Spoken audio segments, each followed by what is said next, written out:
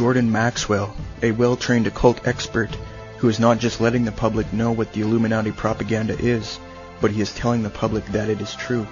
This is why you will see many of his supporters hating Christianity and presenting Theosophic and Illuminati doctrine as if it were true.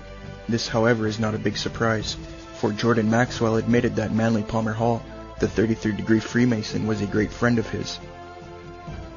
Manly Palmer Hall, one of my very good friends, said in one of his lectures, Manly Palmer Hall, one of my very good friends. Although Jordan Maxwell exposes a lot of truth with respect to apparent political corruption, this is a requirement for the esoteric disciple. He must gain your trust. That is why he appears to be anti-New World Order. However, he is doing the very thing that the New World Order wants him to do: externalize the mysteries, externalize the hierarchy, and induct people into the theosophical ideas. If you don't believe he is connected with Theosophy, listen to this. Thank you. Yeah. Gentlemen, have you ever heard or read Mrs. Blavatsky? She's... Helena Petrovna Blavatsky? Right. Yes. Yes, I have all of her works. You have? Yes. Well, that's why... Yes. I think her best work was Isis Unveiled, Part 2, which is theology. Right. Science. And that was an exceptional work. I think that Helena Petrovna Blavatsky, the Russian mystic, was a very wise and perceptive lady. The New World Order researcher Chris White of www.zeitgeistchallenge.com has previously pointed out that Jordan Maxwell even got his own name from Helena Blavatsky's book, Isis Unveiled, Volume 2, page 228. Jordanus Maximus was the Lord Jordan, according to Helena Blavatsky, the Spirit, the living water of grace, the one through whom alone we can be saved. Jordan Maxwell's whole agenda is revealed in the following clip. In fact, he is a Theosophic agent externalizing the New Age. Here you will see him trying to persuade an audience that Christianity and Judaism's time is over because they supposedly brought too much things that hurt the world. So now it is time for the New World Order, New Age, and he implicitly admits to being one of the agents to make that happen. I believe that the church and religion in general in the Western world, which is to say Judaism and Christianity, have given to the world much good and has been beneficial.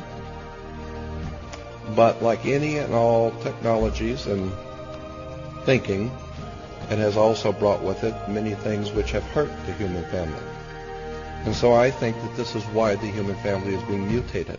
I think we're being brought into a new world that you are not going to recognize in the next 20 to 50 years. I think this is going to be necessary because the way we're going now, our world is out of control. The violence and the hatred among peoples is going to have to be done away with. There's got to be order on this planet. And I believe that there are certain individuals are ordained to make sure that happens. So I don't have any problem with power. I have problems with people who misuse power. But those people who have the power to do something for the good of mankind, I am sure that they are working around the clock, taking care of their business. The simple fact of the matter is that Jordan Maxwell presents the beliefs of the Theosophists and the Illuminati to the public as if they are the sole truth. That is enough to show where his interests are. He is one of Zeitgeist's main sources. He supports astrotheology, which Helena Blavatsky packaged and sold to the world elite.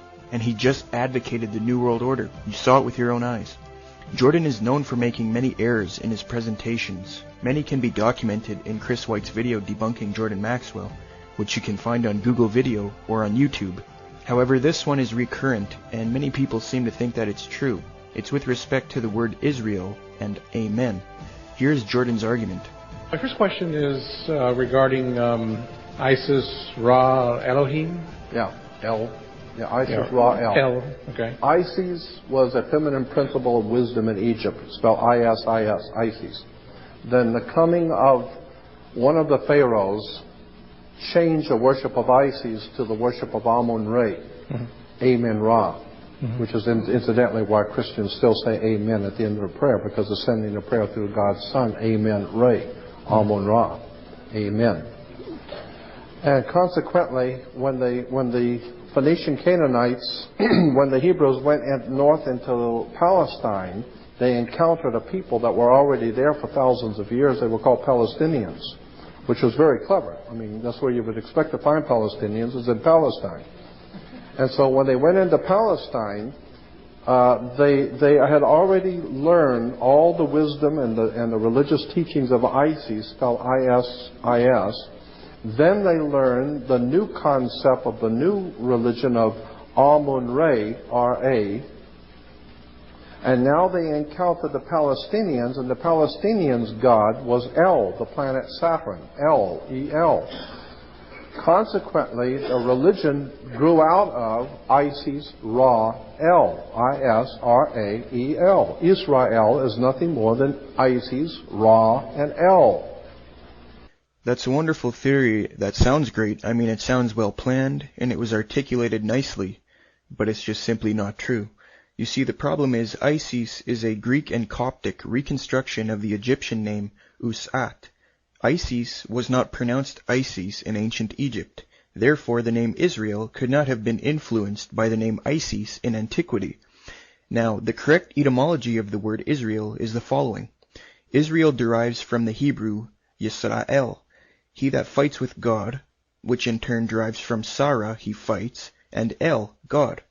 This is with respect to Genesis 32, where Jacob wrestled with God. It has nothing to do with Isis or Ra. Moreover, Amen is Hebrew for so be it. In the Hebrew it is, and is pronounced Ahman, Ahmain. The god Aman is English reconstruction Egyptian Yamanu. As you can see, there is no meaningful connection to the words Amen and Aman in the original languages.